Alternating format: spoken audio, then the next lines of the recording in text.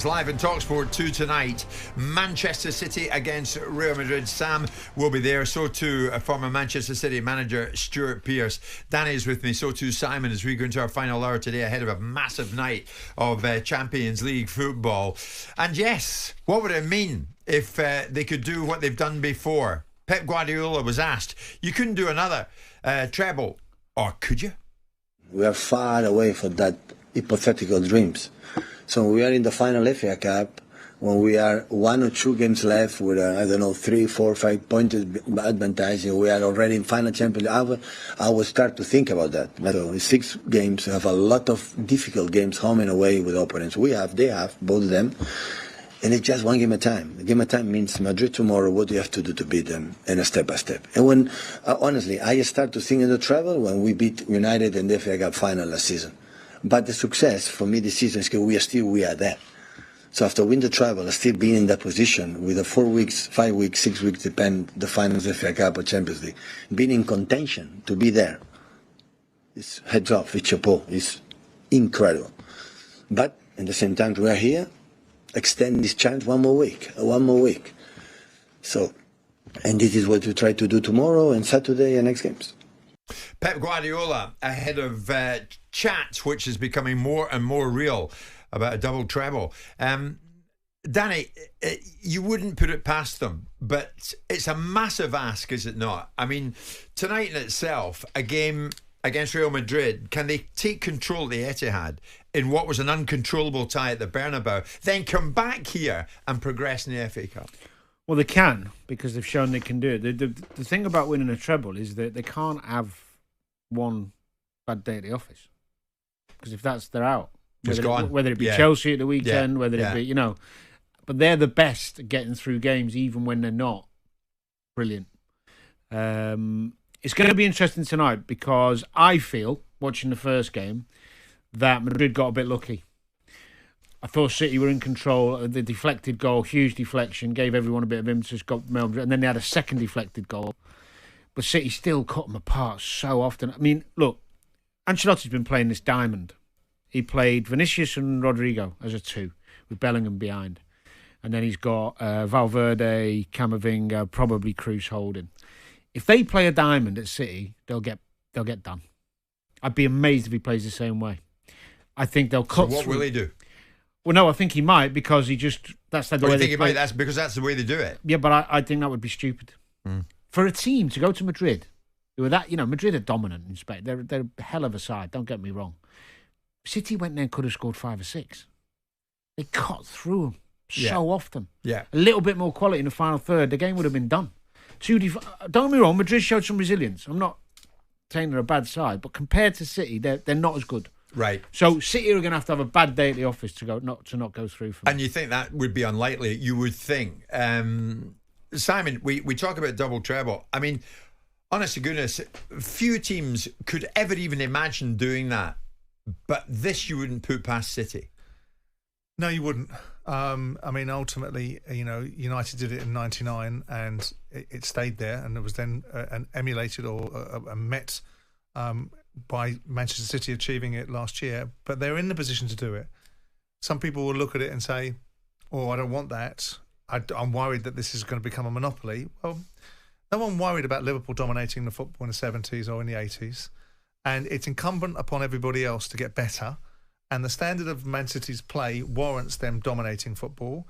I think other teams have been forced to raise their games. The rivalry and the achievements of Liverpool have kept Manchester City progressing forward and the league progressing forward. So I don't worry so much about the monopoly argument because I think things go around in cycles anyway. And I think if you're the best team, then you're the best team. Whatever the people think about how they got there and whether the 115 charges, which I think, by the way, is ridiculous, it shouldn't be 115 charges, stick. The point is now Manchester City are, for me, the embodiment of what the best team should look like.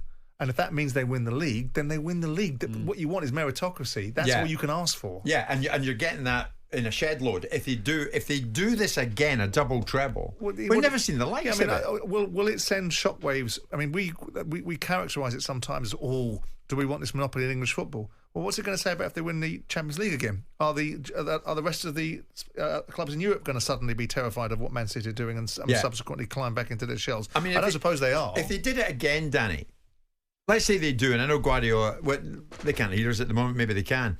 But here's the thing, everybody else may as well pack up and go home. Because we've never seen anything like City here, if they do it. Well, even if they didn't win the FA Cup, just won the Champions League and League again. My God. I mean, the levels they're setting, the relentless hunger and desire that team are showing, and so many of them, by the way, and this is the key to great players, isn't it? So many of them have won so much. You'd think there might be take the foot off the gas a little bit. Exactly. But for me, and I don't know, I think Simons agrees with this, but Pep is the key factor in the motivation of those players. Now, you have a self-motivation, of course, to get to the level yet, but the manager creates this intensity at City and this constant need for better and more, and you never see it subside. Yeah. So it will. Football is cyclical. I mean, when Pep leaves, they won't be the same. Well, see, that's the thing. If they do this double treble, does that hasten his departure, Simon, from Manchester City? No, I think you want the treble. The treble.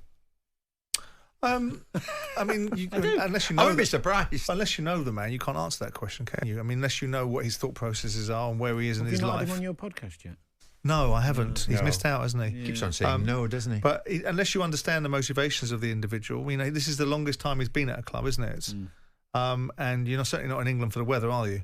And what other opportunities may present themselves and where he wants to go next. He's still a young man, and still a young man in management terms. So I don't see why he'd want to leave Manchester City. To go back to Barcelona? Does it? Well, they're hardly in great nick, are they? Where it all started?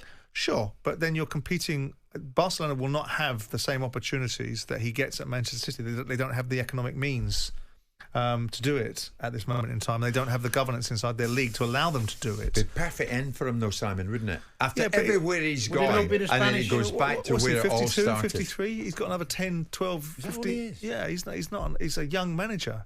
He's not an old manager. He's not someone in his 60s.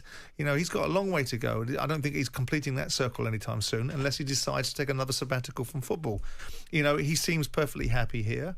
He gets what he wants. I mean, obviously, if they get found guilty, Manchester City, of fraud, he has to go, doesn't he? Because by his own standards, he was the one that said, I've been told by Manchester City that they've done nothing wrong, and if they have done something wrong, then I'll be on my way. So maybe fate will intervene in that respect. Also, even if that wasn't the case and they got relegated because of the punishment, then he's not going to manage in a championship, is he? Yeah. Can't see that. I mean, you just wonder what would be left to achieve if they do this thing again. Win the lot. Another Win the lot. What else can you do? I mean, you jokingly said, and I think you were joking, treble. Yeah, sure. I said it tongue in cheek. I think for him, probably, if you think about it logically, it would be to go and lift the World Cup with your country, wouldn't it? I wonder if he'd go to Spain. It depends how he feels about take Spain. The national job, or go back to Barcelona, Catalonia, and everything. Well, that's the question. I mean, does he feel as a Catalonian that he wants to manage the national side of Spain? So you've got to get that into the equation as well. Yes. So you don't know the workings of the man's mind. You could look at it and say, does he clear? Is the quadruple something that in the back of? I don't suppose he does, because he talks about it in a quite rational way, which is, I don't think about winning trebles until I've done the things that get me to the point where I've won one or two, and then I'll get into the next stage. That's logical thinking. I mean, his contract expires next summer, Simon. Yeah, I mean, he's a captain of his own ship in that respect, isn't he? It's not, he can control the destiny of what he does and doesn't do there, so that doesn't make any difference. That's more for City. For us, for the rest of the teams in the Premier League, they would want him to leave. Well, he always talks about how wonderful the atmosphere is at Anfield and how great the Liverpool fans are, so maybe he fancies... Well, he's not going there. Well, that'd be a surprise, wouldn't it? Before anything can happen, they've got to overcome Real Madrid tonight, and of course that one is finally poised going into it. Manchester City against Real Madrid live on talkSPORT 2, 8 o'clock for that.